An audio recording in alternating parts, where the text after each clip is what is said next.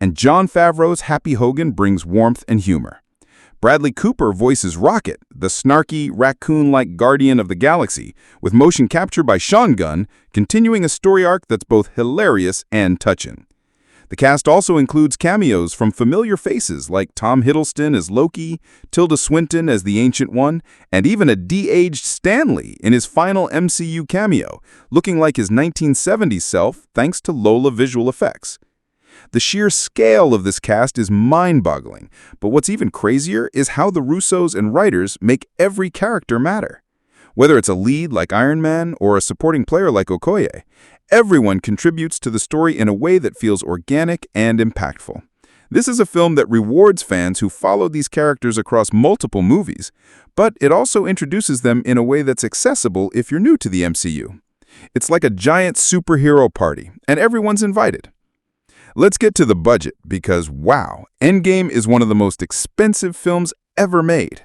Estimates peg its production budget at $356 to $400 million, with some sources, like director Joe Russo, suggesting it could be as high as $500 million when including marketing costs. To put that in perspective, that's more than the GDP of some small countries.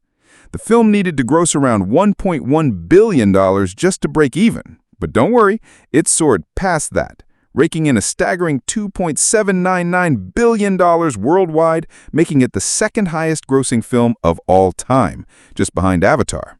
It hit $1 billion in just 5 days, the fastest ever, and reached $2 billion in 11 days, smashing records left and right. Deadline Hollywood estimated its net profit at $890 million, factoring in production, marketing, and talent costs. This financial gamble paid off, thanks to the film's universal appeal and Marvel's knack for delivering blockbusters that resonate globally. Why did it cost so much? Well, the production was a massive undertaking. Filming began in August 2017 at Pinewood Atlanta Studios in Georgia, with additional shoots in Metro and downtown Atlanta, New York, Scotland, and England. The film was shot back-to-back with Infinity War over 200 days, a logistical feat that saved costs but required intense coordination. The Russo brothers sometimes shot scenes for both films on the same day, jumping between sets like superheroes themselves. Locations like Durham Cathedral in England for Asgard scenes and St. Abbs, Scotland, doubling as New Asgard, added visual splendor. Reshoots happened as late as January 2019, fine-tuning key moments like the climactic battle. The visual effects, handled by studios like Industrial Light and Magic, Weta Digital, and D&E, were a huge chunk of the budget, around $65 million or more, especially for the epic finale where every hero assembles.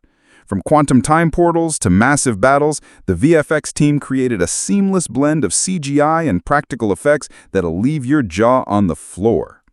The cast salaries also added up. Robert Downey Jr. reportedly earned $20 million up front, plus $55 million in box office bonuses. Chris Evans and Chris Hemsworth each pocketed $15 million. The rest of the main cast likely earned $10 to $20 million each, reflecting their importance to the story. This isn't just about paying big names.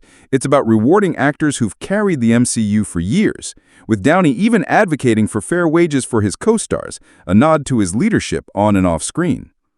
The music, composed by Alan Silvestri, is another highlight. Silvestri, who scored the Avengers and Captain America: The First Avenger, returned for Endgame, crafting a score that ranges from thunderous brass for action scenes to minimalistic, jazz-inspired tunes for quieter moments.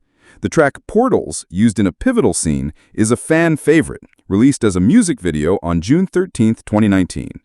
Silvestri's score ties together themes from earlier MCU films, giving Endgame a nostalgic but fresh sound that amplifies every emotional beat. What makes Endgame so special? It's the perfect blend of action, heart, and humor. The film runs for 3 hours and 1 minute, making it the longest MCU film at the time, but every minute is earned.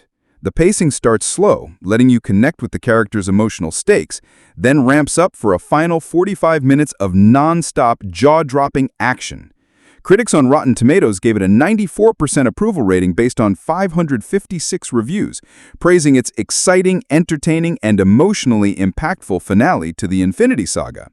Audiences echoed this, with reports of theaters erupting in applause and tears.